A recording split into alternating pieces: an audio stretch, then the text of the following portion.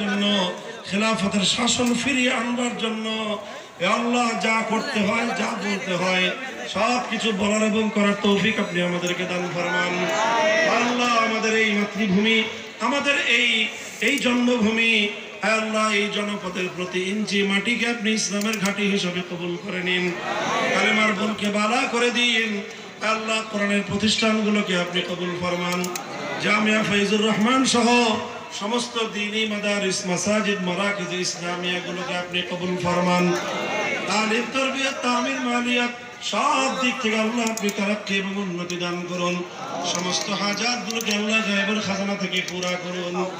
আল্লাহ হকের কথা বলবার অপরাধে যারা আলেমদের উপর জুলুম করেছে, অত্যাচার করেছে, হে আল্লাহ অন্তত তাদেরকে আপনি শুভবুদ্ধি দান করুন। আল্লাহ তাদেরকে আপনি সুমতি দান করুন। আল্লাহ অনুসূচিত হয়ে হকের পথে ফিরে আসতে তৌফিক দান ফরমান। হেদায়েত যদি কপালে না থাকে, হে আল্লাহ তাদেরকে যেভাবে আপনি উৎখাত করেছেন চিরস্থায়ীভাবে আল্লাহ দেশের মাটি থেকে আপনি তাদেরকে বিদায় করে দিন। আল্লাহ ইলাহাল আলামিন রব্বুল আলামিন সমস্ত ইসলামপন্থীদেরকে এক এবং নেক করে দিন। কোরআন সুন্নাহর ভিত্তিতে আল্লাহ ঐক্যবদ্ধ সমাজ গড়ার তৌফিক এনায়েত ফরমান। রব্বানা তাকাব্বাল মিন্না ইন্নাকা আনতাস সামিউল আলিম ওয়া তুব আলাইনা ইয়া মাওলানা ইন্নাকা আনতাত তাওয়াবুর রহিম। আল্লাহ উলামায়ে কেরাম, বিশেষ করে যারা মুরব্বী সাহেবান রয়েছেন আমাদের মধ্যে, প্রবীণ উলামায়ে কেরাম, আমাদের উপর আপনার পক্ষ থেকে রহমতের ছায়া, আল্লাহ এই ছায়াগুলোকে আপনি প্রলম্বিত করে দিন।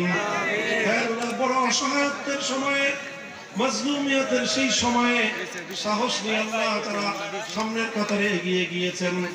আমাদের আল্লামা আব্দুল হক হাফিজাহুল্লাহকে আল্লাহ আপনি সেই হিম্মত দিয়েছেন।